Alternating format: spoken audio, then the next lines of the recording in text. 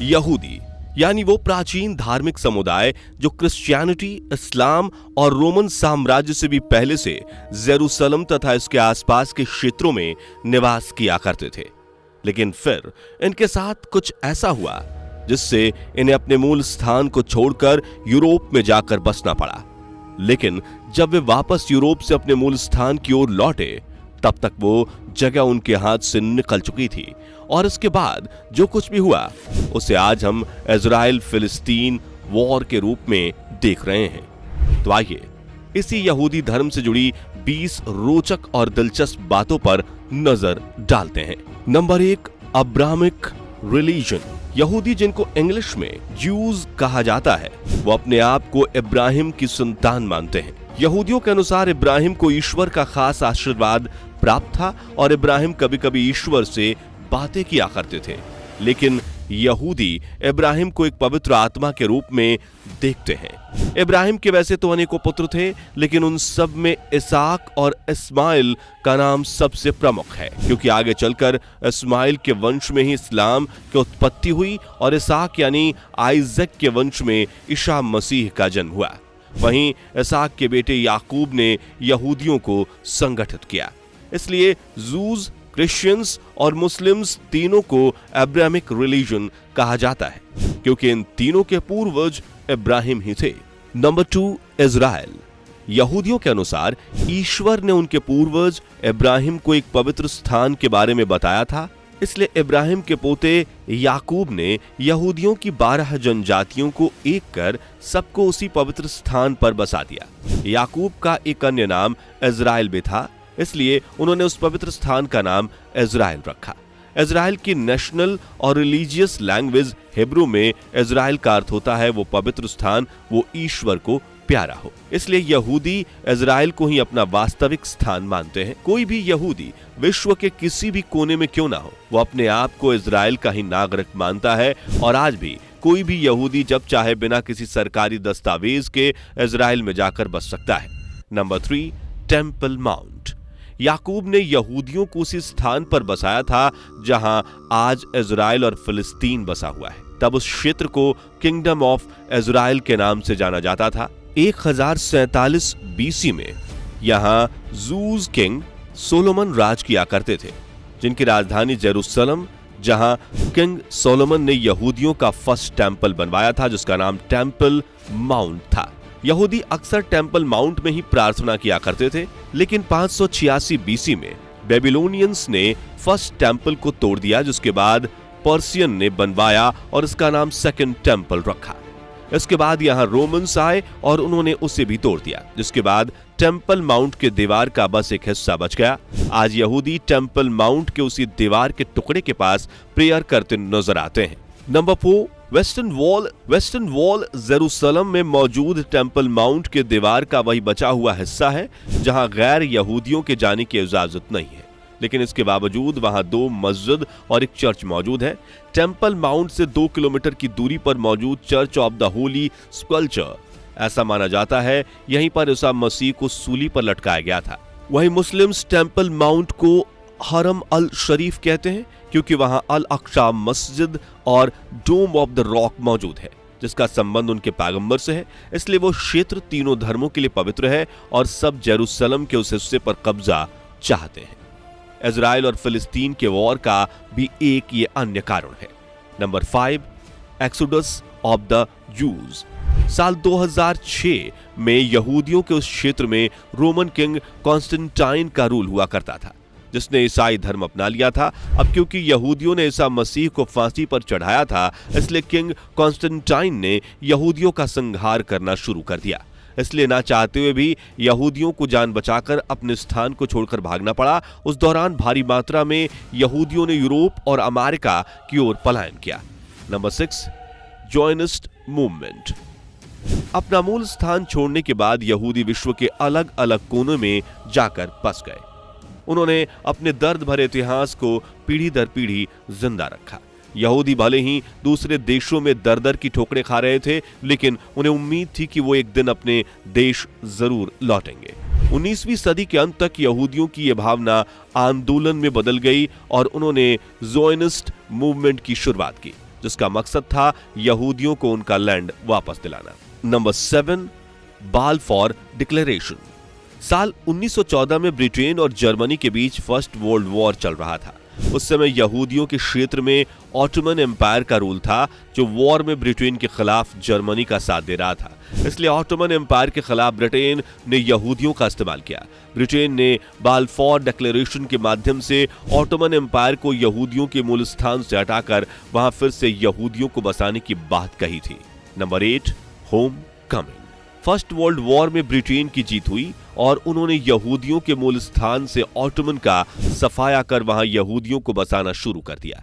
इस प्रकार से विश्व के कोने कोने में बसे यहूदी वापस अपनी धरती पर लौटने लगे, लेकिन उस समय वहां पहले से फिलिस्तीनी लोग रह रहे थे, जिनको यहूदियों के वापस आने से परेशानी होने लगी।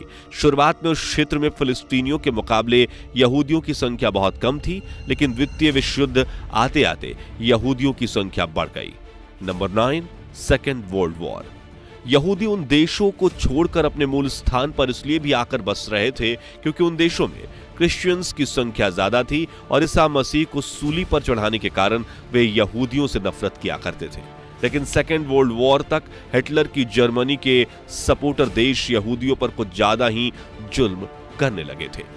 वहीं यहूदियों को सेकंड क्लास सिटीजन समझा जाता था, उन पर हर प्रकार के अत्याचार किए जाते थे और होलोकॉस्ट में 60 लाख से अधिक यहूदियों को मार दिया गया था।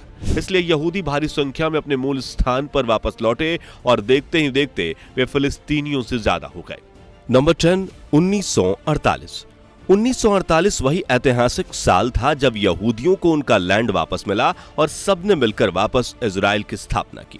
लेकिन उस क्षेत्र में बढ़ते फिलिस्तीनी इजरायली युद्ध के कारण यूनाइटेड नेशंस उस हिस्से को 2 भागों में बांट चुका था, जहां एक हिस्सा इजराइल बना और दूसरा फिलिस्तीन। वहीं जेरूसलम का टेंपल माउंट वाला हिस्सा वो यूनाइटेड नेशंस ने अपने नियंत्रण में रख लिया, जहां तीनों धर्मों के प्रतीक हैं। नंबर 11, इजराइल फिलिस्तीन वॉर। दोस्तों, शुरुआत में इजराइल फिलिस्तीन से क्षेत्रफल में छोटा था और चारों ओर से अरब देशों से घिरा हुआ था, इसलिए उस पर फिलिस्तीन समेत सभी अरब देशों ने मिलकर हमला किया। लेकिन यहूदियों ने गजब का युद्ध कौशल दिखाते हुए सारे अरब देशों को हराकर फिलिस्तीन के बड़े भाग को जीत लिया और आज इजराइल मैप में फिलिस्तीन काफी ज्यादा बड़ा है। Number 12, Mossad.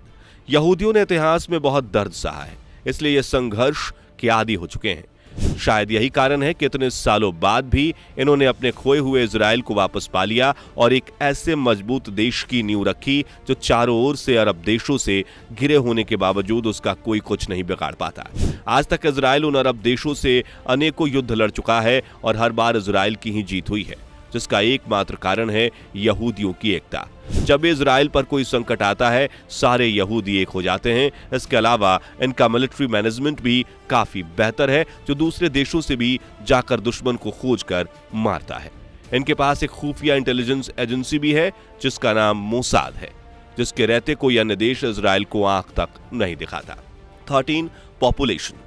आज के समय में पूरी दुनिया में यहूदियों की संख्या 6 बिलियन है। सबसे ज्यादा यानी 63,40,600 यहूदी अपने वास्तविक देश इजराइल में रहते हैं। इसके बाद 57 लाख यहूदी अमेरिका और 4,48,000 यहूदी फ्रांस में रहते हैं।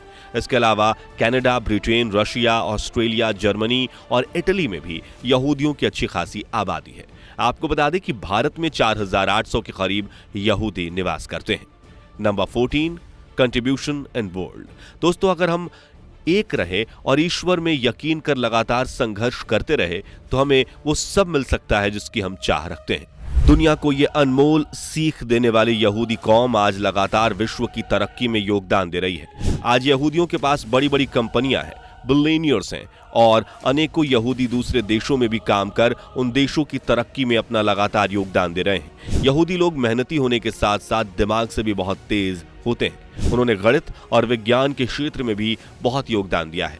अल्बर्ट आइंस्टाइन, नील्स बोर, लेन एस्कार्ड, मैक्स न्यूमैन और वॉल्फ गैंग पॉल फॉकनर जैसे विद्वान यहूदी ही थे। 15, रिलीजियस बुक्स।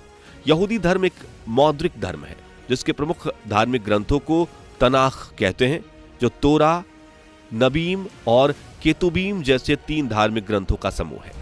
तोरा में यहूदी परंपरा से जुड़ी 5 किताबें शामिल हैं, जिनकी रचना मूसा ने की थी। नबीम में यहूदी पैगंबर की बातें शामिल है जिनकी संख्या 8 है। वहीं केतुबीम में ईश्वरीय भविष्यवाणियों से जुड़ी 11 रचनाएं शामिल हैं। 16 कल्चरल ट्रेडिशन। यहूदी सांस्कृतिक परंपरा में कला और साहित्य विभिन्न रूपों में मौजूद है। तंत्र मंत्र, कविताएं, नृत्य और संगीत यहूदी परंपरा का बेजोड़ अंग है। Number 17 festivals. यहूदी समुदाय में अनेकों त्योहार शामिल हैं जैसे सबात, पेसाच, हनुकाह, रोश हसदाना और योम किपुर। यह अहम त्योहार यहूदी कैलेंडर का हिस्सा है और इस दिन यहूदी छुट्टियां मनाते हैं। Number 18 diversity. विश्व में मौजूद अन्य धर्मों की भांति यहूदियों में भी विविधता देखी जाती है। अश्केनाज़ी, सेफरादी, मिर्जारी और इथोपियन ये कुछ प्रमुख यहूदियों की जातियां हैं, लेकिन इसके बावजूद इनमें किसी भी प्रकार का मतभेद और विवाद नहीं होता।